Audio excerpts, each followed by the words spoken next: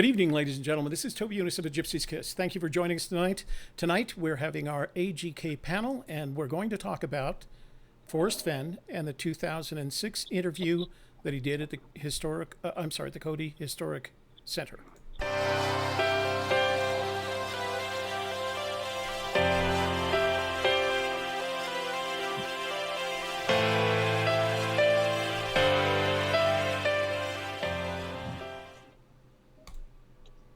And we're back. Thanks for joining us tonight. We have a really great panel. We have a really great topic. So there's a couple of things before I start having the panel introduce themselves. I want to make a couple of introductory points. And first of all, I know that in my lineup for the week, I had promised that we'd be covering technology, but this video hit and it generated a lot of conversation. I wanted to make sure that we got a chance to talk about it. More importantly, I wanted to make sure that you all got a chance to talk about it. Secondly, I want to thank Davio22. I know him as David. He shared the video with me over the weekend, and I didn't open that email, so I didn't actually see it until people were writing me and letting me know that it was out there. But Davio22 is not only found it, discovered it, but posted it to his YouTube channel and made it available to a number of YouTubers, and then it spread throughout the community. The second group that I wanted to thank is Jason Dent and Sausage Johnston over at Fenn Treasure Hunter, because they brought it up in their conversations earlier in the week and kind of made everybody aware that it exists. I will include the link to that video in the description box below once this show is processed. So if you haven't seen it, you'll get the opportunity to see it. Okay? I think that's all in the way of announcements I've got. Oh, there is one more thing. So our team is working from a transcription that I had made over the past couple of days. I have a transcriptionist that does this for me.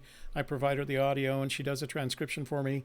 But we were in such a rush, she gave me a very rough draft of that transcript, and I was still editing it up to just a few minutes ago before we started this show. So I will add this link, a link to a downloadable version of the transcript for you once the show is processed by YouTube and made available. But I do have to make a couple of cleanup edits. All the transcription corrections are made, but there's just some minor capitalization errors and things like that I have to fix. Okay, so we do not have a guest tonight. All our panel members are our panel members, and they all had the video in advance. They all had the transcript in advance. So I'm sure they're rip-raring to go. Memorized it, I'm sure. There's no doubt. I'm going to have them introduce themselves, and then since Cynthia is recently back from Yellowstone, I wanted to give her. We're going to have her on next week, but I'd like her to give us a 2 to 3 minute synopsis of her trip, and how she feels about it. I always like hearing from her about. So how do you feel about it now? So we'll ask her that, but let's start with our intros right now. And over to my screen left is Joel Lewicki. Joel, let's start with you. Hey, everybody, from the sanctum of Searchdom, northern Minnesota, in my bedroom, where I put up a map of Yellowstone in honor of tonight and talking about the video. Gonna have a lot of fun. Glad you're here. That looks like the official Yellowstone National Park map, right? Oh, yeah. Yeah, it is. It's official. Yeah. Hey, Pam, nice to see you again. Hi. I'm Pam Shotman, and I'm Ramblin' Pam at YouTube. And Shelley? Oh, well, I'm Shelley Carney with the Gypsy Kiss, and I also have my own channel at thesofterside.me, and Toby and I do a live show there every Thursday night at 7 o'clock. And Rodney? Rodney Greenway. I also have my own channel. The channel's name is Rodney Greenway. The videos are Fenn Treasure Thoughts, and I can be reached at fenntreasurethoughts@gmail.com. Last but not least, Cynthia Meacham. My name is Cynthia Meacham. I'm too lazy to have a YouTube channel, but I did write a book, and I have a website, chasingfennstreasure.com. Great. All right. So before she's really new to the search. Yeah, we just invited her because she was there, right? So before we go on with the discussion of the 2006 interview, Cynthia, give us a little synopsis of your most recent visit to Yellowstone, and finish it up with how you feel about it now. So I just got back yesterday from a 10-day trip to West Yellowstone, the area around the actual town and west, like down along the Madison, Hebgen, and Quake Lake. Spent 4 days in that area, went into the park a couple times. And then from there, I went to Cody, spent 3 days about 2.5 days in Cody, went from Cody to Du Bois, Wyoming, where I was actually going to spend 3.5 days searching. But now I like Cody so much that I actually left Du Bois the next morning. So I did not find the treasure chest. Well, I know you always have a lot to talk about, and I've watched your blog carefully for new posts regarding your recent trip.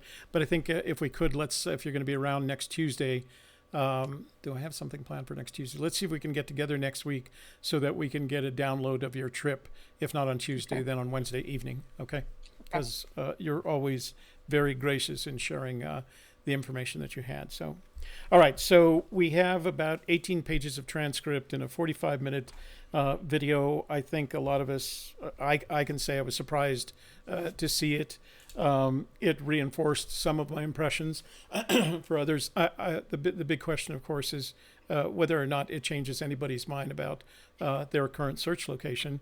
But I think the way I wanted to start this, and I'll go around the horn just as we did before, starting with Joel, and that is after you had seen the video and perhaps including having read the transcript, what were your initial reactions, Joel? So my initial thought was, because I had heard a lot of buzz about this online, mostly in the Facebook groups. That's where I spend most of my time now. And because I'd never heard anything about this. And so seeing anything Fenn related, particularly a video that I've never seen before, much less one I haven't seen like 5 times, is shocking, so I immediately watched it. And having been, initially drawn to the northern part of the search around Yellowstone anyways, there was some things in there that made me very happy to see that. And my initial thought was, okay, that's great. But then I developed some other thoughts that I'm sure we'll get into as the night progresses and as the panel discusses this. Yeah. But my main takeaway was, having really watched, I think, every other video that I know to exist about Fenn, there wasn't anything in there that was groundbreaking. There was some new information that I hadn't heard specifically, at least not in a video format. And I'm sure those things will come up too. Yeah. But it was, talk about adding some fuel to the fire for the community. I think this is great. Yeah, exactly. Pam, initial impressions? I was surprised that he had kept going to Yellowstone even when he was in the Air Force, and even as an adult. I didn't realize that he still kept going there every year all the way through. And to hear how many times that he had been in Cody, like Yellowstone area, Cody area, 3 or 4 times a year. Right. Rodney? My initial reaction was more along the video, not what was in it, but the fact of why now. Everybody has been searching this for 8 years, and it just now surfaces. So that definitely crossed my mind a little bit, and it kind of made me want to look a little bit more at the Yellowstone area.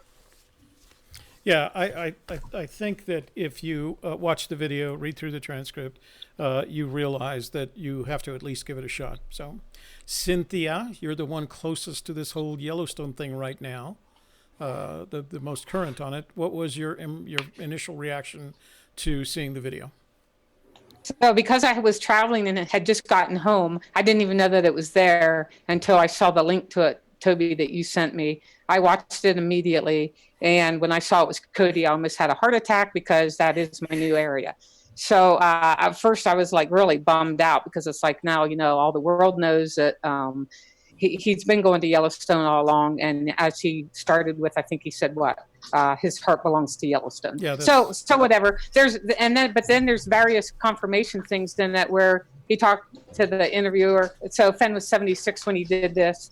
And he said, I just drove 891 miles yesterday to come here to Cody to do this interview. Right. He was 76, so he hid the treasure 4 years later.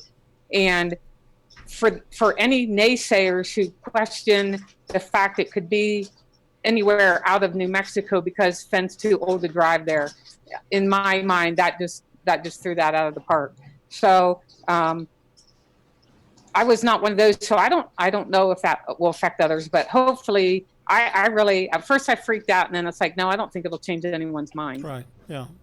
So my initial response was, when I heard it, the thing that stuck out the most to me, of course, was the commentary relating to his time in and around Yellowstone and using Cody as a thoroughfare. I have to go for a minute. It's Okay. raining in my windows. Oh, okay. All right. We'll wait for you. So the thing, we always had a sense that in various forms or in various ways, he had spent time up there. We knew that he was a member of the Cody Museum Board of Directors after the 2001. So we knew that he had spent time up there. I think what surprised me was how much time and how regular it was. You know, he said, oh yeah, at least 4 times a year. And that it was driving after he wasn't flying anymore in 2002. Then he made that 891-mile trip. We made the trip to Lander, and I think we did it over it was a 2-day drive for us. We didn't try to drive it all in one day. So that's likely what he had done. And you arrived tired, but not dead. And I guess like you, Cynthia, I'm just amazed that at the ages of 76 to 90, 76 to 80, he continued to make that drive, because he made it sound perfectly plausible the way he said it. You know, the way he sat there and said it. He sounded to me like a man who does that. Yeah, I've done it, and I'll do it again as long as I have to, you know. Now, I remember doing some research, and I didn't have a chance to do it because I was, again, working on this transcript. But I remember that sometime between 2010 and 2013, his association with the Wild Bill Cody, I'm going to say this wrong, Buffalo Bill Cody Historic Center changed from a member of the board of directors to a member emeritus, which means he probably didn't have to do that. And Shelley, I was going to ask you, because you did some of that research, do you remember what year he transitioned from board member to, you don't? Okay, it's all right. No. It's been a year ago that we did that research. Okay, so then let's go back and take another look at it. I'm going to start with you again, Joel. What was the thing, after the initial impression, as you went through it, what was the thing that stood out to you most? And we're just going to go just one thing, and then if we have more, I'll come back to you, okay? What was the topmost thing that stood out to you? Oh, if I had to choose... Yeah, I'll come back for the others. It would be the fact that Forrest Fenn is really good at knowing his audience, and that the things he was saying were tailored to the audience for which that video was being made. And to me, his focus on Cody was because that's where the museum was. And there were some other things in the video that I think stood out that he was talking about that were important to him. But of course, it all came back to Cody, right? Like that was the most important thing in the world. Yeah. But he was talking to his audience. It was interesting to me because he did seem to consider that area of great import, that area that stretched from Cody, Wyoming to West Yellowstone. You could tell in this video, there is no doubt that is of great import to him, whether or not, as we did a couple of shows ago, we measured the number of chapters or pages relating to Yellowstone, and, you know, it comes in 4th place. This tells me that in his heart, it's 2nd place, but I'll explain that in just a minute. All right, Pam, the topmost thing that you found interesting and or curious about this video? One thing that kind of stood out is, it might be kind of strange, but he said that they took 3 candy bars when he was, a lumberjack. Yeah, when he was a lumberjack, but that's what the same thing he said in Looking for Lewis and Clark in the book. It was very interesting because that section that you describe really does remind you of the trip he describes taking with Donnie when they took the 3 Babe Ruth candy bars and rode up into search of the title of the chapter is looking for Lewis and Clark. Lewis and Clark, right. And so, had he started writing that? Had he thought about it? I don't know. Yeah. But it's the 3 candy bars. Yeah, I think he even said that they were pretending they were Lewis and Clark. Right. Yeah, He did. I mean, our rule was we were going to be Lewis and Clark, so we could take 3 candy bars for 3 months. Yeah, exactly. All right, so Rodney, over to you. Is that your topmost, Pam? Yeah, the only other thing. Oh, no, if I only got one, she only gets No. She only gets one coming back, I promise. Rodney, you're number 1, your topmost indicator in this transcript. The biggest thing that stands out to me is just the amount of references within this 2006 interview to stuff that's in the book that went public in 2010. Yeah. The bull named Cody, or somewhere between Lander and Casper, I think is what he says. The 3 candy bars, the Lewis and Clark. There's so much stuff in here that just lets me know that Fenn started writing his book long before it was released. Or at least he had it written in his head, because his struggle, like a lot of writers, was to get it down on paper or onto your computer screen. But you had a sense that a lot of this was already forming in his head and had been for years. Cynthia, what was the topmost for you? For me, it was the fact that he said he actually made 4 trips a year up there. In the summertime, he'd continue on to Yellowstone, but it sounded to me like he meant he actually made 4 trips to Cody a year. And then if the weather was good, he'd continue into Yellowstone. Yeah. And just to address Rodney really quick about the stories. So Fenn, in 2008, started writing these stories, and they were published in Bozeman Chronicle. So, which are on his website too. So this is 2006. So 2 years later, he really was writing stuff that ended up in his book. Yeah.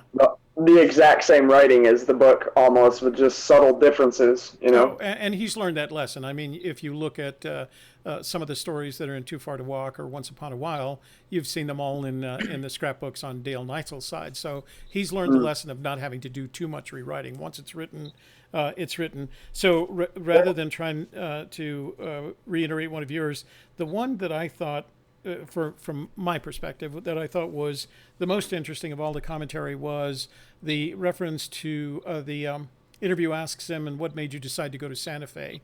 And he talks about the time that he spent in Vietnam and how it had affected him and what he was trying to recover from, and that Santa Fe was the only place I knew where I could wear blue jeans and short sleeve shirt and hush puppies and make a living.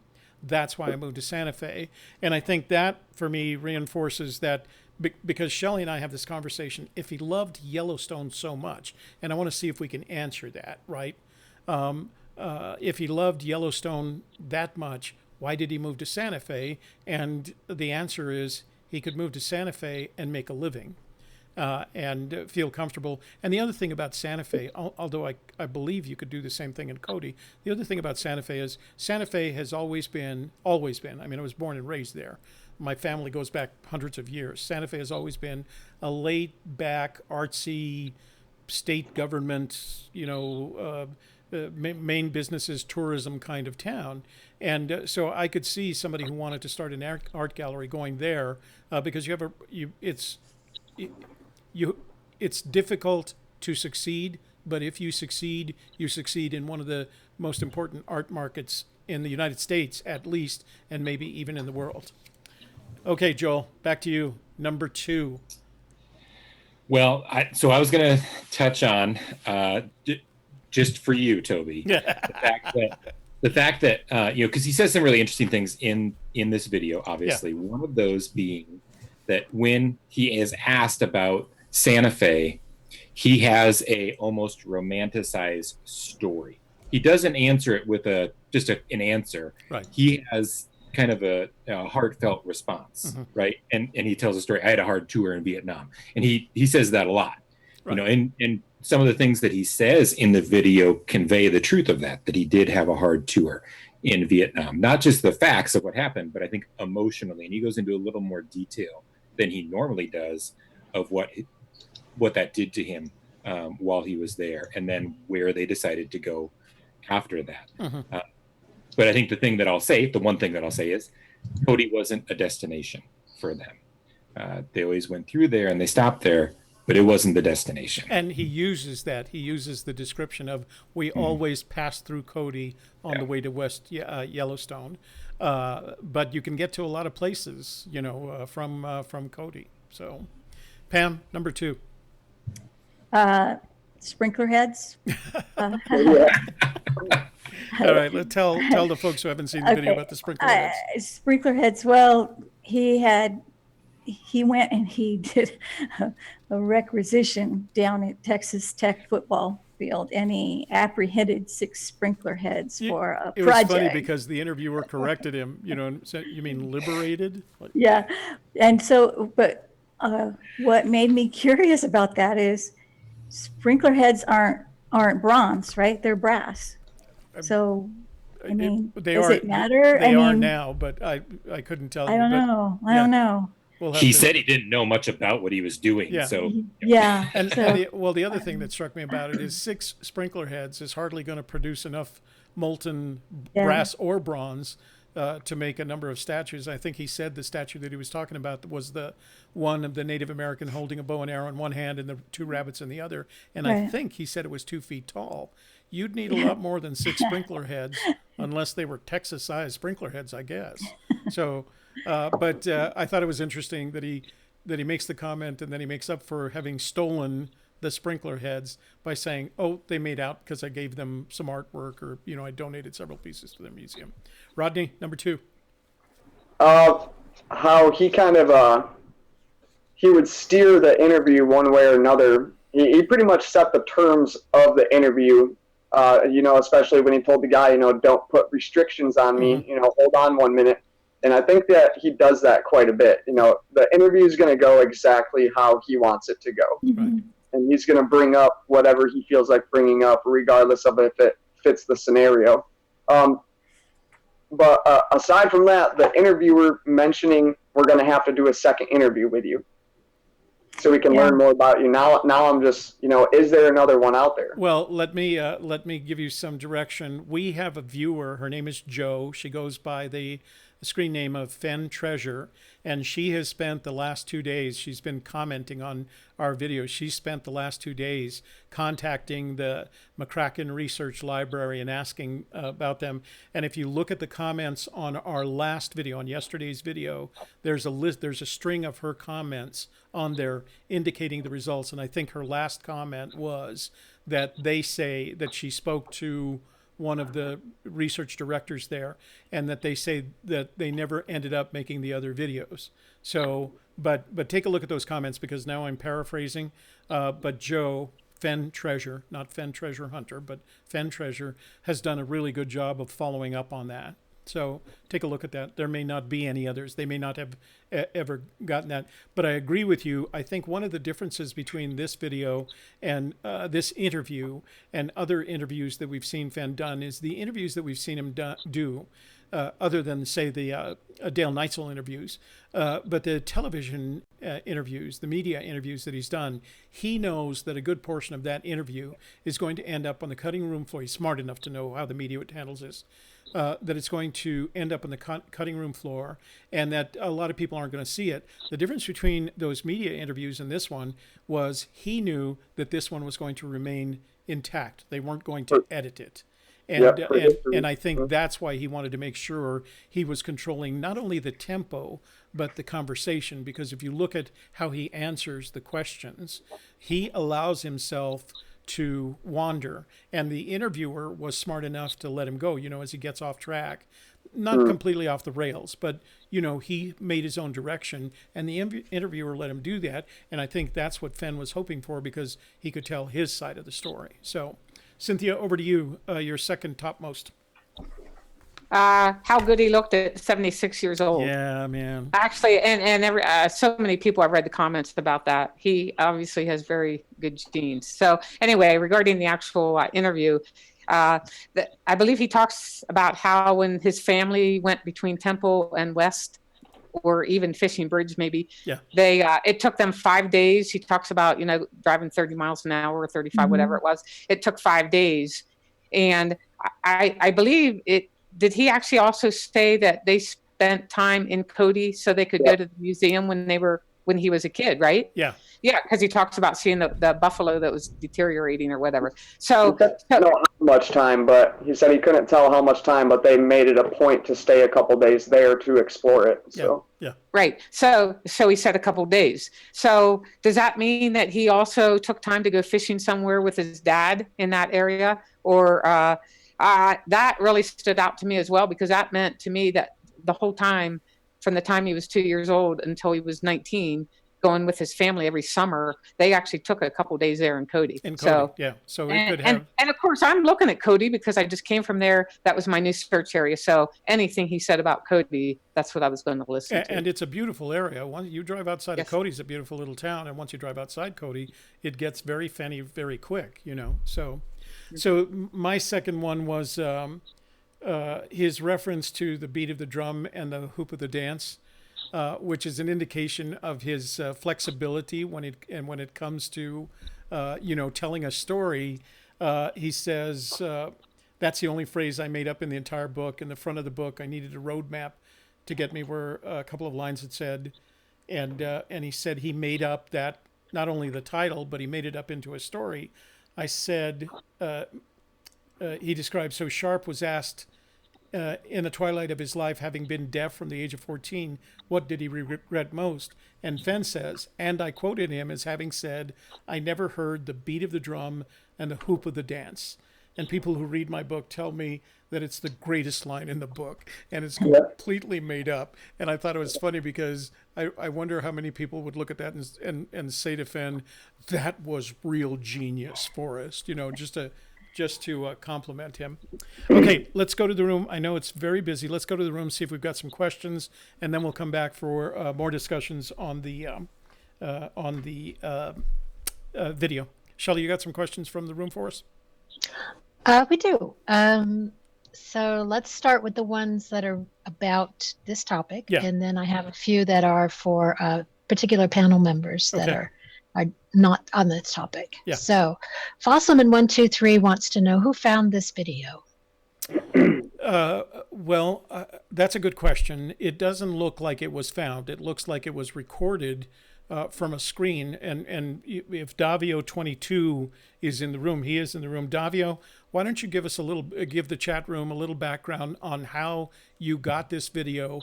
Because Davio22 was the one that uploaded it to his YouTube channel and then shared that link with a number of us, including me and I know at a very minimum Jason Dent of Fenn Treasure Hunter, and then they were having a show that Saturday night. I didn't get it because we were out on recon, and then Sunday I was at the Spanish Market, so I didn't see it until Monday. But Davio21 was the one that uploaded it. I don't know that I can answer the question of how he acquired it. So Davio, maybe you can answer that in the room for us. All right. And Jimmy Fast wants to know from the panel, is the Cody Museum the schoolhouse that Fenn's dad would take the family 50 miles out of the way so they could see what was written above the door? Have you guys been there? Any of you been there? I don't think I have. You mean the Buffalo Bill Museum? The schoolhouse. The Buffalo Bill Museum is gigantic. It's like a block or more. Right. I believe that the schoolhouse is. It is not the schoolhouse. Yeah, that's correct. Pam, you were going to say something? Pam? The museum is 8 acres, I think. Yeah. Yeah. It's also different than what it would have been when Forrest was a child, and he says that it used to be across the street. What is now the Chamber of Commerce. The Chamber of Commerce. Right. Yeah. Yep. Yeah, and the way he describes it when he was there in 1930, right? And he kind of teases the guy that he was there, and there was only one person who happened later to become the director of the place, but it was a small operation in 1930, and then it continued to grow. What else do you have from the room? I'm sorry, Rodney. Let me just get these things from the room done, and then we'll come back to you. Sean Martinez wants to know if the Cody Museum is keeping the other videos they have for their own use to locate the chest. Sean, we don't know necessarily that there are other videos. Go ahead, Joel. You've got something. What? I saw that Joe actually answered that question in the room, and she spoke to the center, to the McCracken Center, and they said there are no other videos. Okay. So thank you, Joe. Joe, I wanted to thank you for that research that you've been doing over that's the young woman that I mentioned earlier, Fenn Treasure on YouTube. And as I said, she had gone through the effort of contacting the McCracken Research Library and asking them about the additional videos. What else you got, Shel? So Sean Martinez also wants to know that Forrest admits to acquiring bronze items for his own use, however, makes himself feel better by paying them back later. Would he or has he done this again or before? Gosh, I always want to say that's a question you should ask Forrest, but Forrest is a wise trader, right? He's a wise and moral trader. I don't think he's ever taken something that this is my opinion. I don't think he's ever taken something that in some way he hasn't found a way to repay. He doesn't strike me as that kind of guy, but that would be an opinion. Anybody else have an opinion on the matter? Except for pies. Except for pies. Right. Well, he paid him back. Wasn't that the nickel that he put under the? No, was that? No, that was for the. Oh, okay, so he just. That was a different pie. Took the pies. I took the pies. He says I apprehended them, and even talks about judgment. When he gave him an inch, he thought he was a ruler, and said that set the precedent. So. Did he use the word apprehended when he describes the pipe caper too? Oh, that's interesting, because he uses it in this video when he talks about what Pam brought up, the sprinkles. The brass, or the bronze. Yeah, he uses apprehended, and the interviewer corrects him to liberated. What else we got, Shel? Treasure Tracer wants to know from the panel, how does one decipher all or any extra info as applicable? If it's not in the poem or the book, shouldn't one use caution when applying it? So, Joel, let's each of us answer that question, because each of it has to deal with it in a separate way. So, Joel, you go first. Yeah, so this should have been like one of the things that Toby put up at the beginning, like don't look for clues in this type of extraneous material that Fenn put. This is, I think that things like this are helpful for getting insight into who Fenn is, what he is like, how he communicates, and then using those things to attack and understand the poem. If you're not doing that, then I think you're going to go on wild goose chases after wild goose chases. And this is one of those things. This one thing resonated with my solve, so here I go. Yeah. Go buy those $1,000 plane tickets, and I'd pump the brakes a little bit if I were you. if that's where you're at. Maybe. Pam, what do you think? How does this fit into the bigger picture, the panoply of all the research that we have available to us, and then we have the book and the poem? This hasn't changed my opinion much on anything. I was just interested because it was from back in 2006. I wanted to see if there was anything different. Mm-hmm. But as far as searching, it hasn't changed anything. Now, Pam, you're a more eclectic searcher. I mean, you've been in New Mexico, Colorado, Wyoming, and Montana, right? I mean, you've looked in all 4 states, so I could see where it would have that effect on you. Rodney, what do you think? How does this fit into the big picture? How does something like this fit into the big picture? So Fenn says himself, if it's not inside of the book or his poem, then don't trust it necessarily. But I think it does allow us to look at, the same things that he said over and over. And then, just like we were talking earlier about the stories in the Bozeman, all right, well, you compare the stories in the Bozeman to the stories in the book, and there's stuff added or stuff taken away. And it's that stuff that's added or taken away that might be useful, I think. Okay. So, Cynthia, how does these discoveries, if you will, so it's a recent discovery that's now, 12 years old. How does that fit into the big picture of all the research from your perspective? I agree with Joel that you shouldn't just look at this video and then go rushing out to Cody because you think that's where it is now. Yeah. I am looking at it backwards from that. I had just come from Cody where I found things that really interested me. But I agree with the panel and Joel that you have to use the thrill of the chase in the poem. The only good thing about this is he actually came out and said where everyone could hear that his heart belongs to Yellowstone.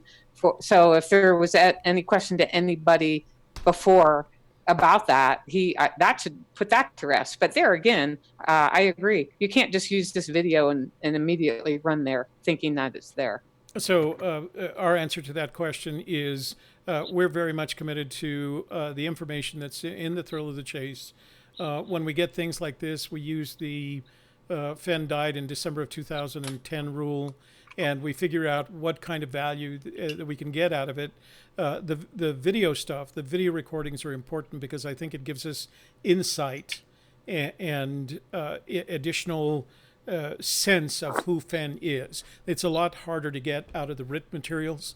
We have often said that The Thrill of the Chase isn't his memoir. Too Far to Walk is the memoir he would have written if he didn't have to hide a treasure and promote the hiding. And so what you get out of this are a little bit more about Fenn. But, and that's where I want to go next. And Joel and I were talking about it just before. Let's see if I can find it. So there's a scene towards the end of the video, and it starts with the interviewer saying, now that you are about 76 years old, aren't you?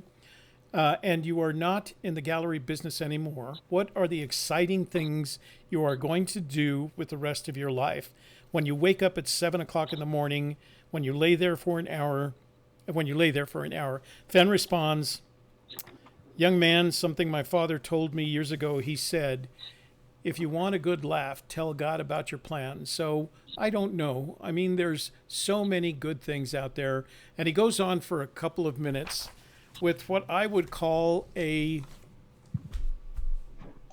let Joel do this because he did it much better to describe. So that scene to me is one of the most important scenes in this video, simply because if you're analyzing it from facial features, eye motion, body language, it tells you a lot about Forrest Fenn, and he answers, even though he doesn't answer it directly, he answers the question of what he was going to do in the next couple of years or what he's been thinking about. So, Joel, what do you say? So, like I said when we were talking about it before, and I'll share it here for the room because I'm interested to see what the room has to say about this and what they took, because Toby and I took it totally differently. Exactly. Okay.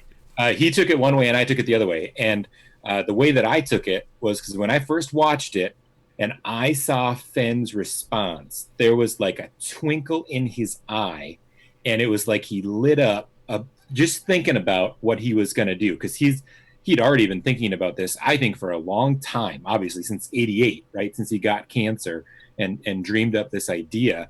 And I think he knew as he was getting closer to the end of his life that he was getting closer to the moment where he was going to actually do this, right? And we know that that was a big deal, because when he walked away from the treasure, he laughed out loud to himself. Forrest Fenn, did you really just do that? Right. And I saw that look on his face when he was asked that question. And I don't think he wanted to talk about it. And that's why he looked up and to the left, because I wasn't going to trust what he was going to say after that when he looked up and to the left. But I was watching the expression on his face, and that's what it told me. Would you have called his look impish? Yeah. I don't think I would have used that word, because I don't know what it means. Well, no, I do know what it means, but I don't think that it was. I think conniving at best. All right. So let's go on to you, Pam. Pam, that one scene, right? I think, like I said, I think it's one of the most important scenes in the entire interview. What was your perspective of that scene? It almost seemed like, well, he was thinking. He had to think about that one. I think he was trying to phrase his words really carefully or pick out what he wanted to say. I don't think he really was ready for that at all. Rodney? I think he just wants to do his own thing. You know, he mentions the rules that he had written when he was growing up, but then he talks about the unwritten rule. You know, the how he doesn't want to do anything for 15 years. He's just ready to do his own thing. He worked his whole entire life, and now he's got this to mess around with and keeps him busy. Or he already knew ahead of time that he was going to do it. So he's like, I got enough to keep me busy for the next 15 years, so I don't have to do much else. Cynthia? My initial response was the same as Joel. I thought you could see the wheels turning in his head, and he was trying to be very careful not to give anything away. You know, whether or not that's correct, I don't know. That's just my opinion. But yeah, I think he was thinking he knew he was going to do this, like you guys just said, since 1988. So, and the fact that he was 76, he was probably thinking about, well, do I do it this year or wait another year or whatever? So, yeah, I agree with Joel. Dang nabbit! So I'm the only one. All right, so I'll stand my ground here like I should. So I saw the look on his face, and I'm thinking to myself, here's a master marketeer who has an opportunity to tell whatever story he wants, and between the time he has asked the question and he makes any headway on it, he starts talking about his 109, his own. The 109 business rules that helped, and actually I don't think they were just business rules that helped life rules, yeah. And I thought, of all the things that you could have gotten to, which is, you know, he could have gotten to, well, I have a plan to change the world or to make things a better place or to get people enthused. You'd think as a master marketeer he would have said something that indicated he's got this grandiose plan. I didn't understand why the thoughtfulness was in that you know, the conversation ended up in the 109 rules of business. That sounded mundane in comparison to what the potential was, you know. And the potential to me would have been, well, there's not much I can talk about, but I think you'll love watching the next 4 years or something. Not the 109. No disrespect meant. I don't mean that I'm being disrespectful about the 109 rules, but to me, it was his first opportunity to kind of test out this theory that he was going to impact the world in a fundamentally different way from the way anybody else that preceded him had impacted the world. So I know, Shelley, we've got a couple, before we get back around the horn, we've got a couple of super chats that we got to get answered if they have questions. Shelley, can you help us with those? Sure. Super chat from Robert Walker. Hey, Robert, how are you doing? Does the panel and chat room take where warm waters halt, literally or figuratively? Real H2O, or what analogies do we all have? Okay, well, that's going to get 100 different answers. Joel, is warm waters halt literal water or figurative? Is it the most recent Forrest Fenn good question. So where he came out and called where warm waters halt the first clue and a location. Yeah. So my partial answer to that is based on, I think, everything, the whole panoply of what we know that Forrest Fenn has said about where warm waters halt. I would say I take it literally and not figuratively. Pam, what do you think? By the way, Joel, you get extra brownie points for using the word panoply. One of my favorites. Pam? As far as where warm waters halt, I think it does refer to water. You're saying literal? Yes. Okay. Rodney? I think it is wordplay and a concept. So I'm going to say figuratively. Okay. Cynthia? Literal. Definitely H2O and warm. Yeah. I think our challenge is that to identify it is figurative, but where you end up is with your feet in the water, right? You could actually be at a certain point. Joel? I was just going to say, if knowing Forrest, it's probably both. Yeah, exactly. It's a riddle, and I think that's the kind of part of the riddle is taking something that's literal and turning it into something that's figurative enough to be camouflaged, if you will. Well, Rodney, you want to add to that? Yeah, didn't he say something? I'm gonna misquote it for sure, but something along. Be careful. Something along the lines of that you're not gonna find a spot where the waters stop. You have to make it match an area. Oh, okay. All right. Definitely not. Yeah. So I have a hard time with that one. Okay. Well, I mean, I'm not saying it exactly right, but something along those lines. So. Okay, so Dale is giving us money because he swore at Jimmy Fast. Sure, put some money in the swear jar. Sorry, I missed that. Yeah. Okay. He's just making it right later on. Yeah. Learned it from Forrest. Right. I did get a message from Davio that he called the library and they mailed him the DVD. Oh. And then he played it on his television because it looks like it was recorded from a television. Yeah. Okay. Well, Davio, thank you. We're all very grateful that you went through the trouble of doing that. Shelley, before we make another round, do you have any more questions for us from the room? Eric Schmidt wants to know from the panel, any thoughts that the treasure may have actually already been hidden when he gave this interview? Ooh, good question. Yep.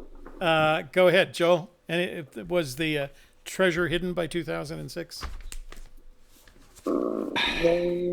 Why would you ask me that? Well, because I'm going to ask everybody else that. Okay, so I remember watching a video by somebody, I can't remember who they were, that said they thought maybe it was hidden back in 2002 or 3. I don't know who that could be. It seems vague. Yeah. It's hard to put my hand on it. I think that Forrest is truthful when he says he hid it in 2009 or 2010. Was that the first time he actually placed it out in the wild? I don't know, and I lean towards probably not. I think that he tested the waters to see if it was going to be safe where he put it, and I think that's why he was so confident that no one was going to stumble on it, because I think it had already been out there for a number of years. Pam, what do you think? That's just me. Yeah, no. We'll get to us here in just a minute. Pam, what do you think?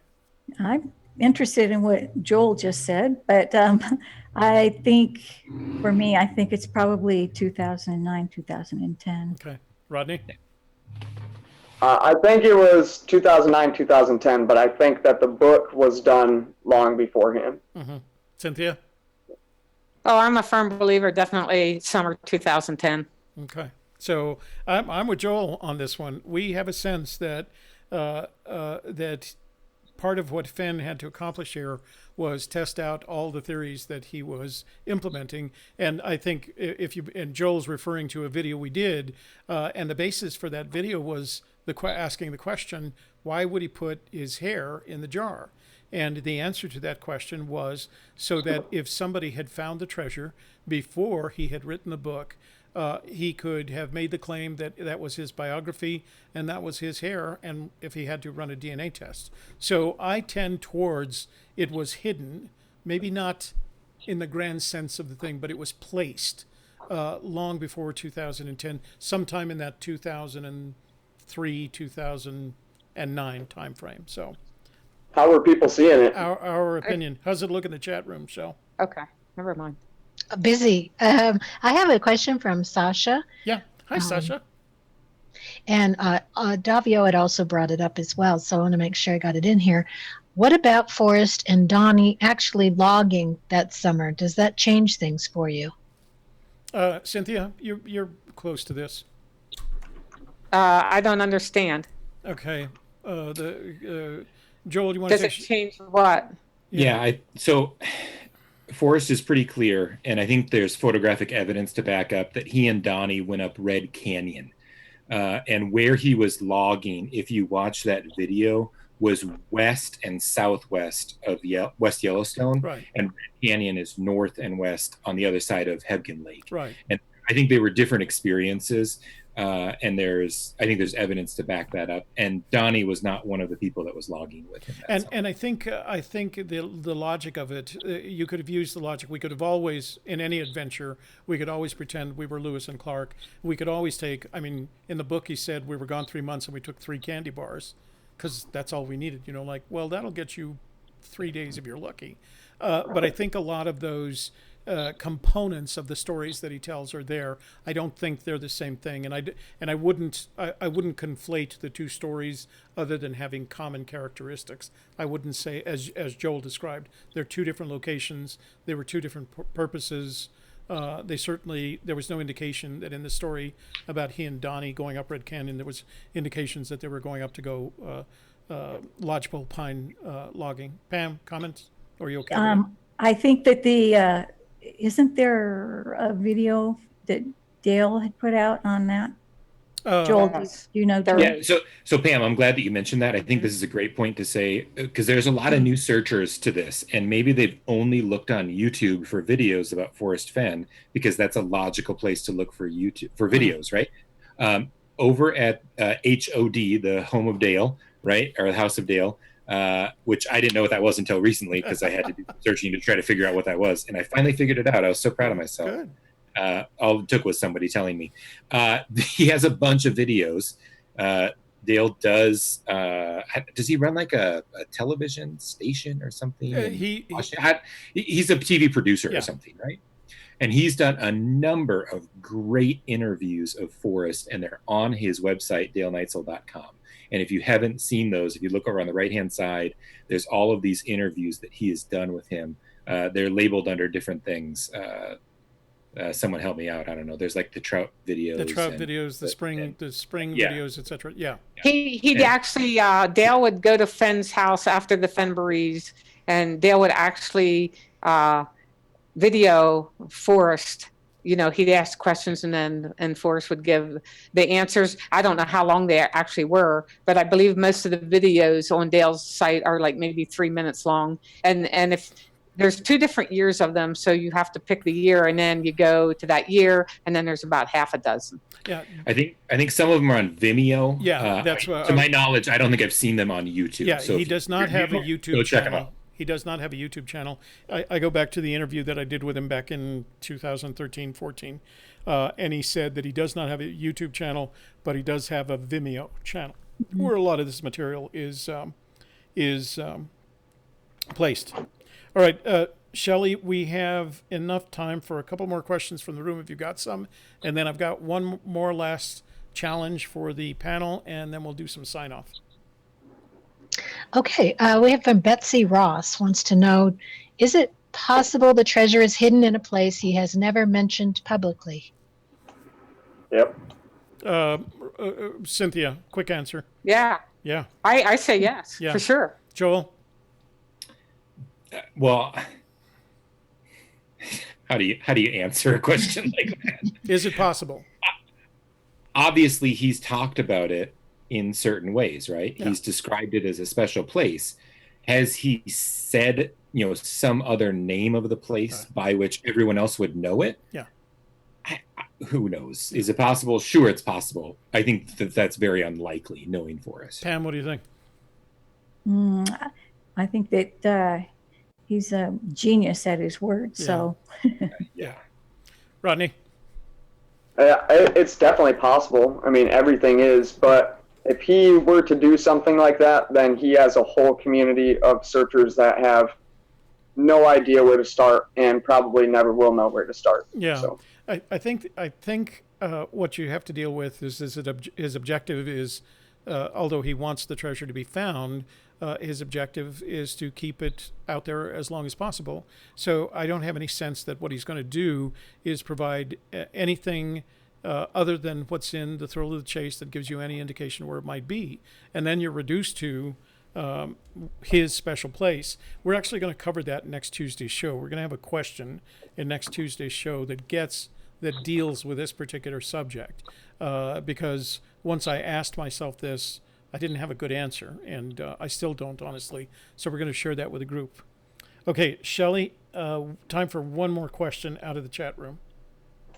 We have a couple of people, K-Pro and Steve, want to know from Cynthia if this is affecting her search, if she's ever going to go back to New Mexico, and how she's feeling about Yellowstone. No, this confirmed what I had already found in the Cody area. I'm never likely going to search New Mexico because I am out of warm waters halting. And, you know, you have to have that or you don't have a snowball's chance in hell of finding the chest. So I will continue to do the Cody, Yellowstone area. Okay. All right. So here's my last challenge question for the panel. Joel, I'm going to start with you again, okay? My question is this.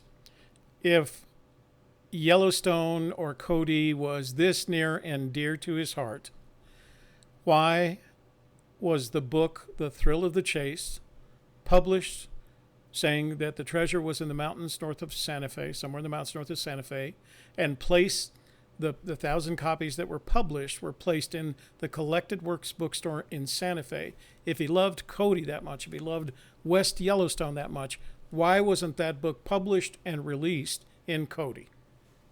Joel. That's a good question. It may come down to something as simple as the fact that he didn't want to do this to make money, and he gave all of the books to the Collected Works bookstore. So in a sense, he wasn't the one selling the books. He gave them to that bookstore.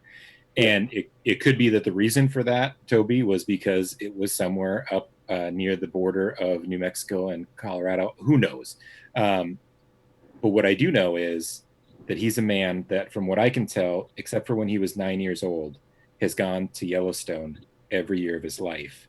And for many of those years, more than once. Pam? And that tells me more than what your question did. Pam, why was the book released in Santa Fe, describing the mountains north of Santa Fe, and not in Cody, Wyoming, where he could have donated the funds to the Cody Museum? Maybe because he didn't want the treasure found, like he said, for maybe 1,000 years. So all those people in Santa Fe would be wandering around New Mexico until they passed away? Is that what you're telling me? Rodney, what do you think? It could just be a simple sleight of hand, make people think, especially with the warm waters, and people think of the fishing regulations. And then in addition to that, as far as the money-wise, maybe the bookstore was potentially going under, or it was projected to go under. And Yellowstone, Cody, that whole area brings in so much tourism money that it's really not needed. So it might have been to help somebody in need or a distraction. So, Cynthia? I agree with Rodney. I thought his reason was to help save the bookstore. Maybe I have that wrong. I'm not sure. And the other thing is, this is totally in my opinion, I think he hid that treasure chest to be searched for, and he never hid it to be found. So he loves talking about the Rosetta Stone and how the person that wrote that. It's just, they must be so happy because it wasn't found for 2,000 years. I think this is what Fenn had in mind from the very beginning. And what better way to do it than put your book in Santa Fe, but hide it out west, 7 miles west of Cody along highway. Blah, blah, blah. So I don't know. So that's a stumbled upon, the stumbled upon solution, right? The Rosetta Stone was stumbled upon. I really don't. I don't know. They didn't even know it existed, actually. You know what I'd like you to do? That quote that you just started with, what did you say? He hid the treasure. That is in my opinion. Well, yeah, you ended it. You accidentally ended it with blah blah blah. I think you meant to go. Which one do you mean? Do you mean the one when I said he hid the treasure to be searched for, never to be found? Do me a favor and just That's give me my opinion. No. I can turn that into a whole show, but oh my God. Do me a favor and just send an email with that quote in it, because it fits in exactly to what we're going to be talking about next. But Tuesday. It's not his quote. It's me saying. No. I do. Okay. Listen, I know the danger of misquoting Forrest Fenn, for God's sake. I don't want anyone to think that Forrest told me that. Yeah, no. I'm going to incorporate it into our opinion piece next week. Okay. So, all right, let me do a couple of things before we get done here. First of all, panel members, thank you. You were just as amazing as I hoped you would be. Thank you for taking the time to watch that video, look through the transcript. You did a great job. We got out of it what we really wanted to. I hope the chat room recognizes that and values your contribution. So let's sign off, and then I'll finish up with some stuff, and we'll go to outro. Joel, you want to say your goodbyes? Yeah, don't do drugs, stay in school. Yeah, nice one. Thank you, President Reagan, was it? I don't know. Pam? Some Oh, jelly. wait. Joel, where can they find you online? Check out the Thrill of the Chase, a Forrest Fenn community on Facebook. It's a community of searchers focused on positive interactions. Okay.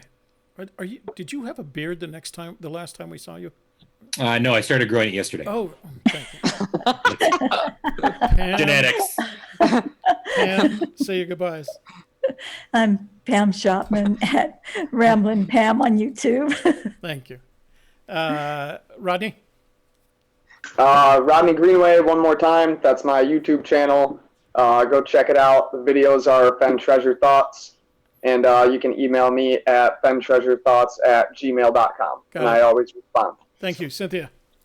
My book, Chasing Fenn's Treasure, website chasingfennstreasure.com. And I am a rebel, so I totally disagree from Joel. Do as many drugs as you can, get as drunk as you can, have as much sex as you can, all before you're 64 years old.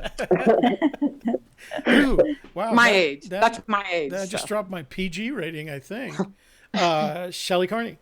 There goes your monetization. Yeah, exactly. Join us tomorrow night at thesofterside.me. Toby and I will be talking about how to deal with an angry partner. Yeah. Not that that ever happens to us. I'll see you there. Okay. Yeah, 7 o'clock. 7 o'clock tomorrow night on the Softer Side channel. And Shelley and I will see you tomorrow at 1 p.m. for the final section of the chapter entitled My War for Me. It's been a fun chapter, but we're finally through it and we can move on to the rest of the book. 1 o'clock tomorrow with the live stream there. And then, of course, we have our It's All About You interview on Friday. A couple of things before I leave. I did have the video transcribed. It's somewhere between draft and final. I've got to make some changes. That should take me about another hour. That'll give YouTube time to process this video, and by the time it gets up, I should be able to put a link so that you can download the searchable version of the transcript of that video if you want to pursue it just a little bit further. I will also put a link to the video that if in case I can't imagine that anybody hasn't seen up until this point. So first of all, let me say thank you to my panel tonight. You were great. I really appreciate it. We got to do this again soon, like maybe next Wednesday. I'd like to say thank you to our moderators who really do a great job of keeping the room moving along. Thank you to the folks in our chat room who come and spend time with us at each of these events. We really appreciate you being here, and we love the commentary, and we hope you find this entertaining and informative. Finally, I'd like to thank my partner, Shelley Carney, for doing such a great job of producing the show, making sure the chat room questions get asked. And if you do still have a question, just wait until the video is posted and then add it to the comments box, and I'll make sure we get it answered. If it's a private question, you can always mail us at gypsieskiss.com. gypsieskiss@gmail.com, but visit our blog at gypsieskiss.com. Shelley?